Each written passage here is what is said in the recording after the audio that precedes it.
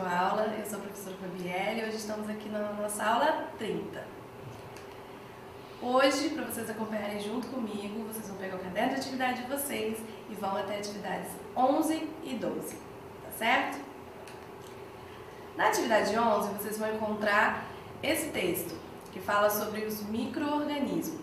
Esse texto é um verbete. O que é um verbete? Ele a gente encontra nos dicionários, como esse daqui, que estava apoiado na mesa, tá bom?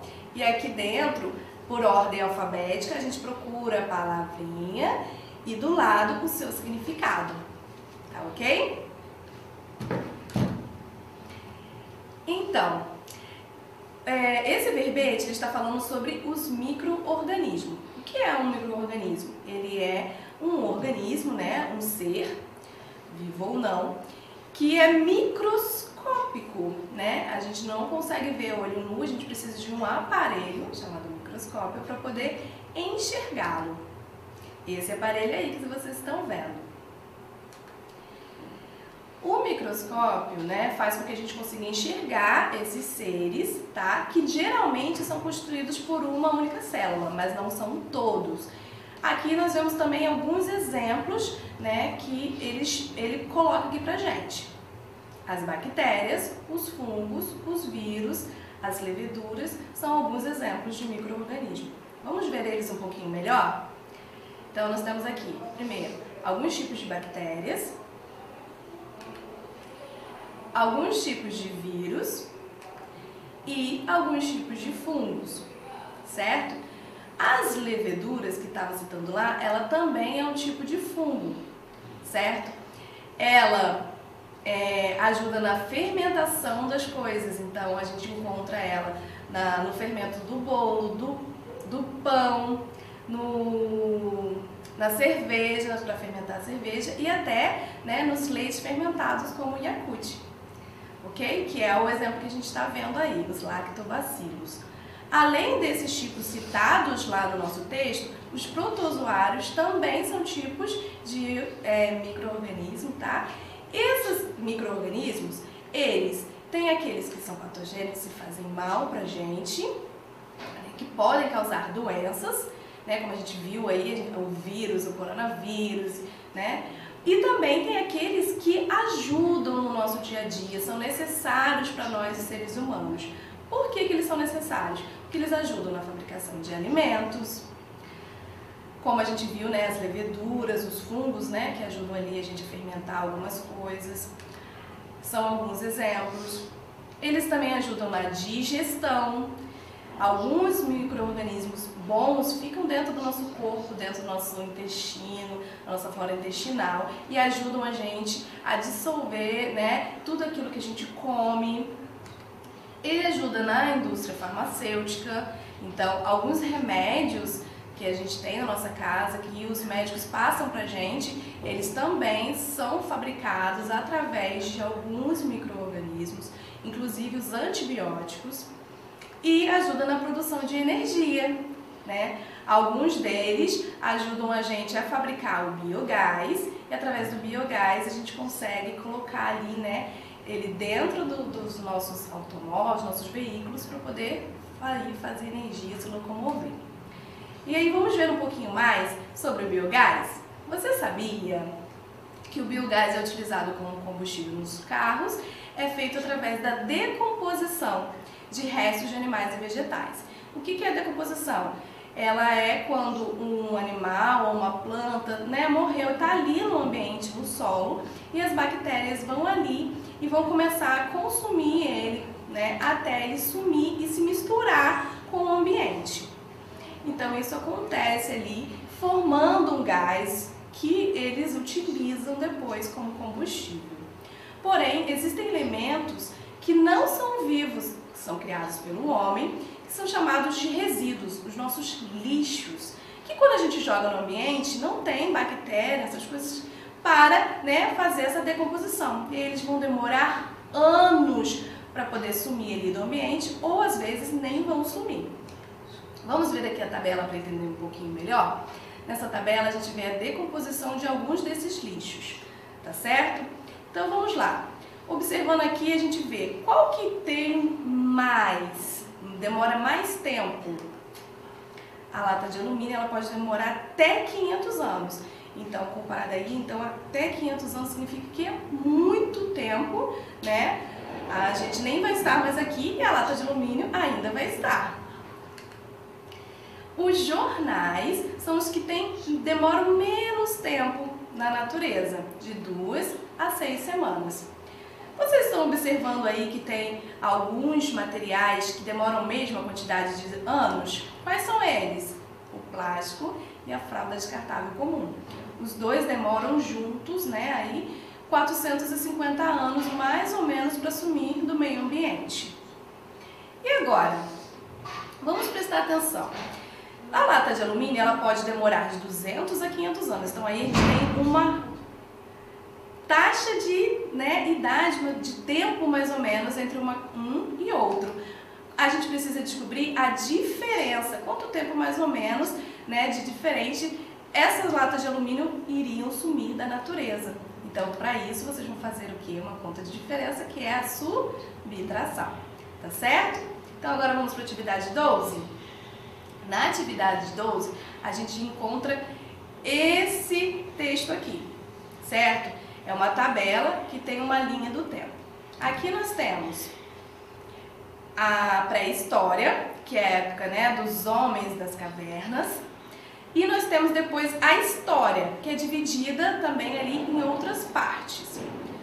A história, então, é dividida em idade antiga, idade média, idade moderna e idade contemporânea. O que acontece? Essas divisões, elas vieram depois da criação da escrita. Então, só depois que o ser humano começou a escrever e anotar, a contar toda a sua história ali, é que a partir daquele momento a história começou a ser contada.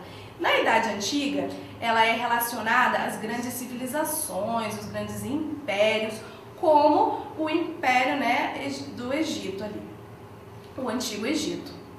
Na Idade Média, é relacionado ao tempo medieval, onde tinha os cavaleiros, né, os grandes castelos, reis e rainhas.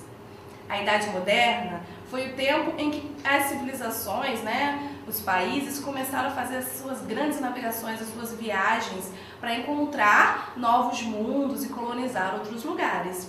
E hoje nós vivemos na Idade Contemporânea, onde a gente vê aí os avanços da tecnologia, né? A gente conhece muitos avanços da tecnologia, a internet, a viagem espacial e muitas outras coisas. Então, hoje em dia, vivemos em qual dessas etapas da história? Na Idade Contemporânea. Essa idade, ela ainda não foi finalizada, então não tem um prazo ali, né, de uma data que ela terminou. Ela continua nos dias atuais. Você lembra o que é a estimativa? A gente estudou sobre isso. Então, a estimativa é quando a gente pensa numa possibilidade. Então, vamos pensar aqui, dar uma estimativa de qual foi o mais longo e qual foi o mais curto. Eu vou ajudar vocês a pensar, para vocês irem e responderem no caderno de atividade de vocês. Primeira coisa, a gente tem que eliminar ali a idade contemporânea, porque a gente ainda está nela, ela não terminou, então não tem uma data específica. Então a gente vai ficar com as outras. A pré-história, que demorou desde o início até mais ou menos 4.000 anos. A Idade Média, que é desde a época do início da escrita até 476 d.C. A Idade Média, de 476 até 1453 d.C. E a Idade Moderna, de 1453 até 1789 d.C. Então, agora vocês observando esses números, vocês têm que ver a diferençazinha, observar aí e tentar estimar, chutar qual deles você acha que foi o mais longo e qual vocês acham que foi o mais curto. Observem a diferença aí entre esses números e a quantidade que vocês veem que são mais próximas e aquelas que são maiores a distância entre elas, tá certo? A Idade Média, ela durou do ano 476 até o ano de 1453. quantos anos durou esse período? E aí vocês podem fazer esse cálculo depois para poder observar as estimativas. E aí, para isso, né, a gente precisa fazer uma subtração. Não esqueçam de organizar direitinho a sua conta, começando sempre pela unidade, tá certo? Agora vamos falar mais um pouquinho sobre a pré-história? Então, a pré-história, ela foi o período antes da escrita, o período dos homens das cavernas. E aí, ela também foi dividida, já que ela demorou muitos anos, né? Ela também foi dividida em algumas partes, através dos estudos que foram feitos, né? Dos fósseis e das coisas que foram encontradas dessa época. O primeiro período é o Paleolítico. Nele, os homens viviam em cavernas por um determinado tempo, tá? Nessas cavernas, eles faziam as pinturas rupestres, desenhavam ali contando suas histórias, mas eles eram nômades. Então, eles terminavam ali a comida, os animais, as plantas que tinham em volta, que eles colhiam, eles largavam a caverna, saíam e iam viajar e procurar uma nova caverna, um novo lugar, perto de rios, de lugares que tinham água e de outras novas plantas e animais para eles comerem. Então, toda vez que acabava ali, que ia diminuindo a comida, eles faziam uma nova viagem. Eles não tinham uma casa, então eles sempre estavam se mudando, por isso eles eram nômades. E nesse período também, eles aprenderam a dominar o fogo, através, né, das pedrinhas ali batendo, e começaram a utilizar o fogo como sobrevivência para se proteger dos animais. Já no período da pré-história neolítico, que veio logo após, os homens já começaram a utilizar a plantação, a agricultura. Então eles começaram a plantar em vez de só pegar da natureza.